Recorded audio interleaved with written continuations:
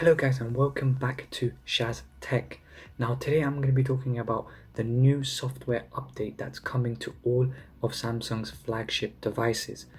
This software update is in regards to the photography of the phone. Samsung is set to introduce a new feature in regards to low light photography. This is going to be a new night mode which will drastically improve the quality of photography taken on the Samsung Galaxy devices. It will match up to the levels of the Huawei's and the Google Pixel phones. Currently, Samsung does have a bright night feature, but it does not allow users to summon it whenever they want. It's just a software controlled feature.